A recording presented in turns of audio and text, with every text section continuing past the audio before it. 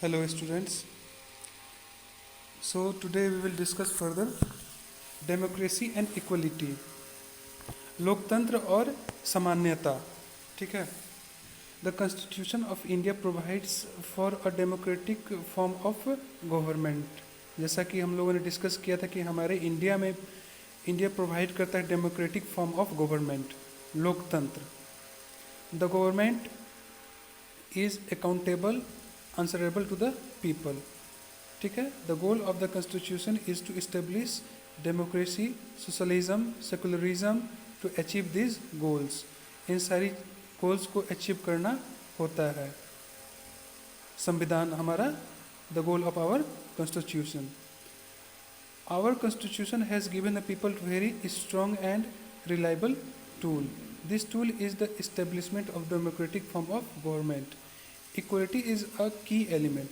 और समानता जो है हमारा डेमोक्रेसी का एक की एलिमेंट है and influences all aspects for the functioning. अब है इक्वल राइट टू वोट. सबको समान अधिकार है वोट करने का. In a democracy the government is set up by the people through a process called voting. हमारे लोकतंत्र में गवर्नमेंट बनते हैं, गवर्नमेंट सेट होते हैं किस प्रकार से? By process of voting, where they cast their votes in favour of particular candidate at elections in India. ठीक है. पर्टिकुलर कैंडिडेट को वोटिंग करके हम लोग कास्ट करते हैं इंडिया में. Every citizen above 18 years has a right to vote. और हर एक सिटीजन जो 18 साल के ऊपर हैं उन्हीं को अधिकार होता है वोट देने का. Therefore we are free to exercise our right to try and choose our government. इसलिए हम लोग फ्री हैं कि हम लोग किसी को भी वोट कर सकते हैं, अपने अनुसार अपने कैंडिडेट को, किसी भी कैंडिडेट को वोटिंग दे सकते हैं. This is called universal adult franchises. ठीक है. अब जो है other kinds of equality. Our society is divided into different caste and classes. ठीक है. अलग अलग क्लास में और कास्ट में डिवाइड किया गया हमारे सोसाइटी को. This hampers political and economic equality. तो ये हैम्पर करता है, ये बहुत जो है बुरा प्रभाव डालता है पॉलिटिकल और इकोनॉमिक इक्वलिटी. इससे मेंटेन नहीं हो पाता है, एक सामान्य मेंटेन नहीं हो पाता है. Our society is still caste ridden. और अभी भी कास्टिज्म यहाँ पे हमारे सोसाइटी में है कि कोई व्यक्ति कौन से कास्ट का है, कोई ऊपर कास्ट का है, कोई ब्राह्मण से है, या फिर कोई शूद्र जाति का है, निचले कास्ट का है. तो कास्टिज्म बहुत है हमारे सोसाइटी में. या फिर अपने कास्ट का है तो ठीक है, दूसरे का कास्ट का है तो गलत है. However in every society there is a rich and poor. और हर एक सोसाइटी में, अगर अपने अपने कास्ट में भी हर एक सोसाइटी में रिच और पुअर भी हैं. A democratic government is supported to work for welfare for the people. ठीक है. और जो है वेलफेयर के लिए भी सपोर्ट करती है पीपल के लिए. But do all the people in our country enjoy equal freedom. लेकिन क्या हमारे देश में सभी लोगों को समान अधिकार या समान रूप से स्वतंत्रता प्राप्त की गई है, दी गई है? Unfortunately it is not so. ठीक है ना. और ऐसा नहीं है. In our society some people are set to a high caste. Simply वही चीज़ बोला जा रहा है, because they are born in a particular caste. अगर वो किसी खास कास्ट में अगर वो बोर्न हो गए तो वो हाई कास्ट में बोर्न हो गए तो वो हाई हो गए वहीं से. ठीक है. In constant some are treated are untouchables. ठीक है ना. और जो निचली जाति के हैं उनको ट्रीट किया जाता है कि इससे दूर रहना है, ये बैठ नहीं सकता है, इसको कोई छू नहीं सकता है कोई भी हमारी चीज़ को. ठीक है.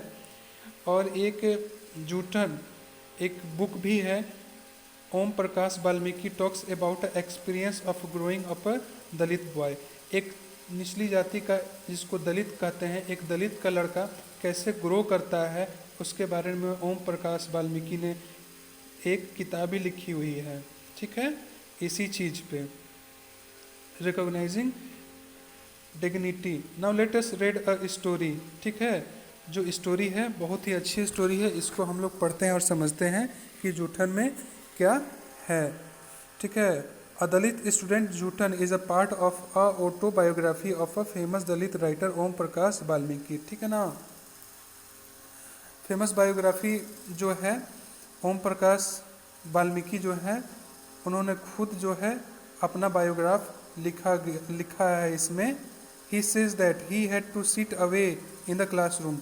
ओम प्रकाश वाल्मीकि जो थे वो एक बहुत ही दलित क्लास के समाज से थे, दलित कास्ट के एक लड़के थे, लेकिन उन्होंने पढ़ लिख करके इतने बड़े व्यक्ति बन गए, जो कि अभी तो उतना नहीं है हम लोग के समाज में। अभी तो सब लोग को समान अधिकार प्राप्त हो गया है, मुख्यतः समान रूप से देखा जाता है, लेकिन पहले के टाइम पे ऐसा बिल्कुल नहीं था।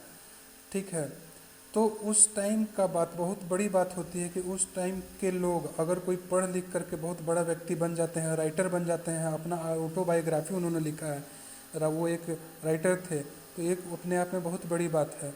तो उनके साथ क्या क्या घटना हुई थी उन्होंने इस किताब में लिखी हुई है उस चीज़ को। तो शॉर्टकट में इस बुक में भी आप लोग को दिया गया है, तो हम लोग समझने की कोशिश करेंगे कि ये सही था उनके साथ हो रहा था या फिर उनके साथ ये चीज़ गलत हो रहा था। ठीक है students, from the he says that he had to sit away in the classroom class 6 from the student of higher caste।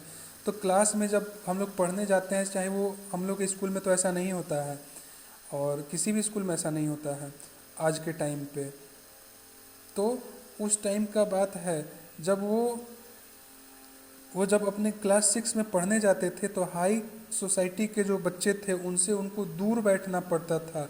Even the mat rain short of the sport was to sit on, और उनके वो जो है बोड़ी पे बैठते थे।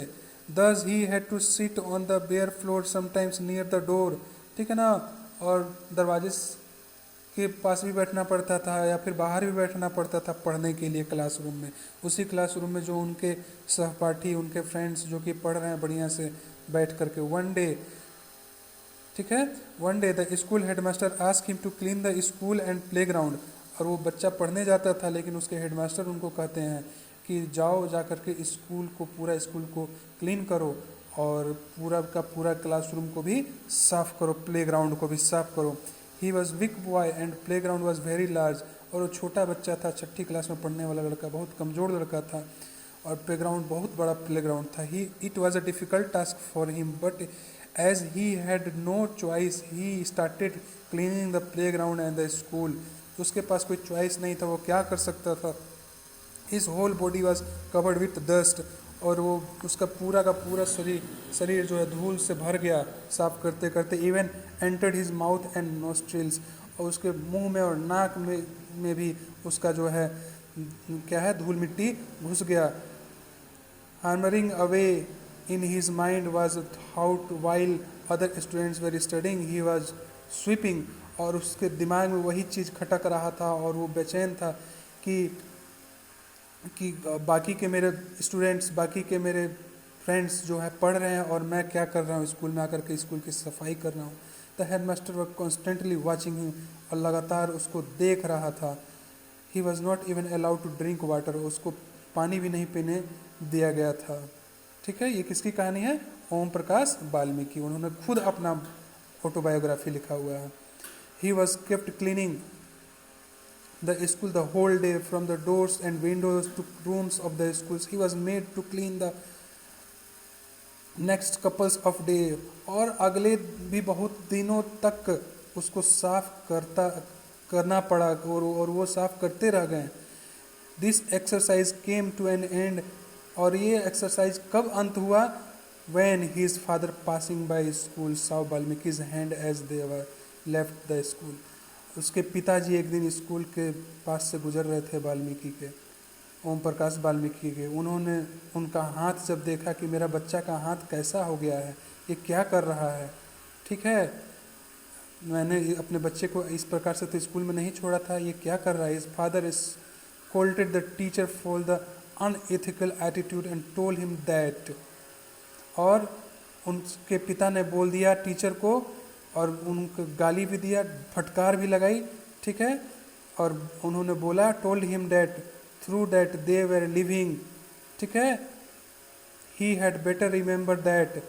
अब तो हम लोग तो जा रहे हैं, वाल्मीकि भी यहाँ सब जा रहा, अब तो नहीं पढ़ेगा इस स्कूल में, लेकिन एक चीज़ ध्यान से सुन लीजिए, that Valmiki would continue to study right there, not just him but other who would be coming after him. लेकिन वाल्मीकि पढ़ेगा, मतलब अगला आने वाला वाल्मीकि के कास्ट का अगर बच्चा आता है तो उसको पढ़ाना पड़ेगा और आप लोग पढ़ाएंगे। और इसके बाद का ये चीज़ बोल करके वो चले गए थे।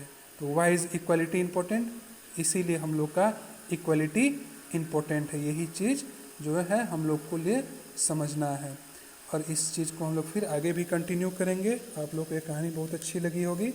आप लोग ज़रूर से ज़रूर लाइक सब्सक्राइब करें मेरे चैनल को, ताकि आप लोग को और वीडियोस मेरे तरफ से, स्कूल की तरफ से मिलते रहेंगे।